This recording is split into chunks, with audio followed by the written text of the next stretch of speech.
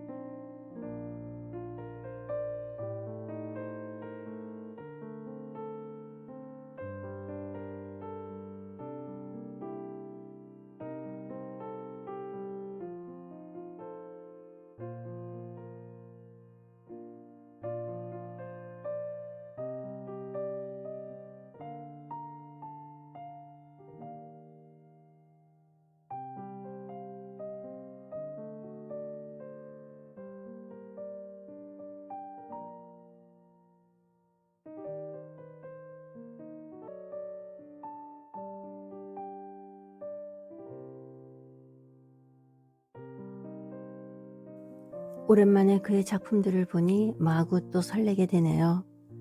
오늘은 현대미술의 대표적인 화가이자 일러스트레이터, 사진가로 활동하는 데이비드 호크니의 작품을 보여드렸어요. 그는 1937년에 영국 요크셔에서 태어나서 그곳에서 계속 활동을 하고 있습니다. 현존 작가로는 최고 경매가를 기록한 예술가의 초상이라는 작품이 있죠.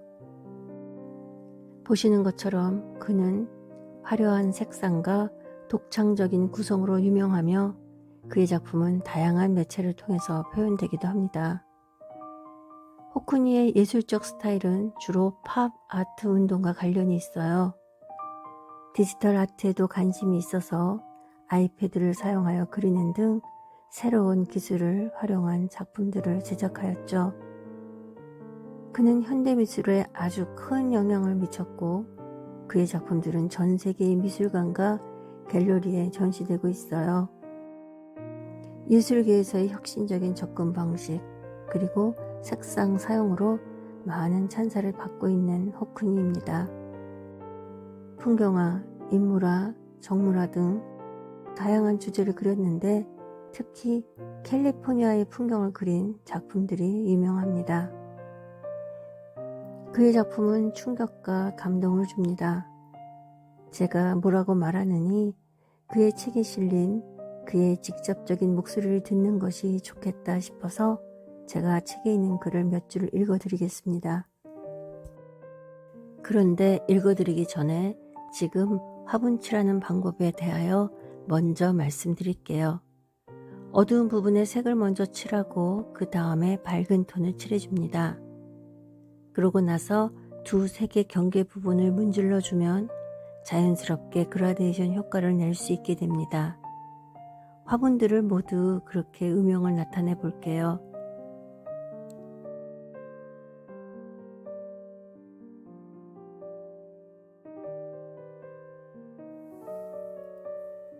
이제 호쿠니의 글을 읽겠습니다.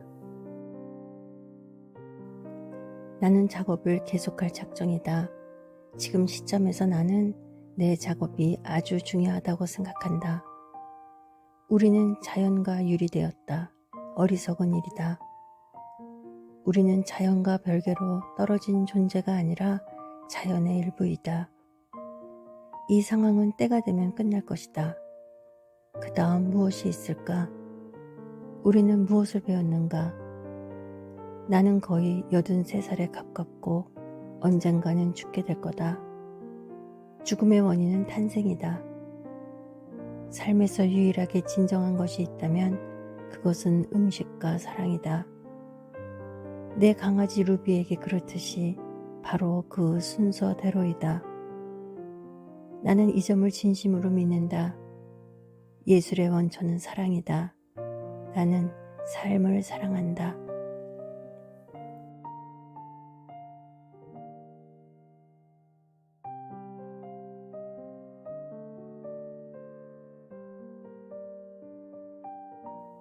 나는 예술에 즐거움의 원칙이 있다고 생각한다.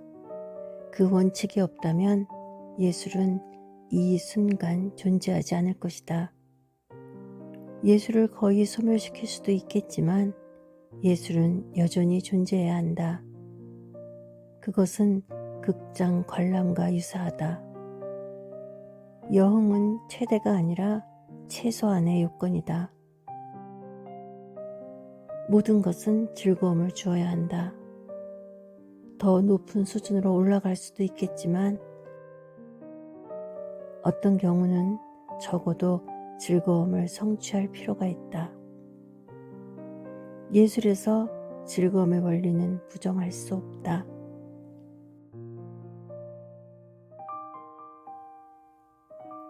아직 책을 완독하지 않았어요. 모두 읽고 나서 호쿠니 두 번째 이야기를 들려드리고 싶습니다.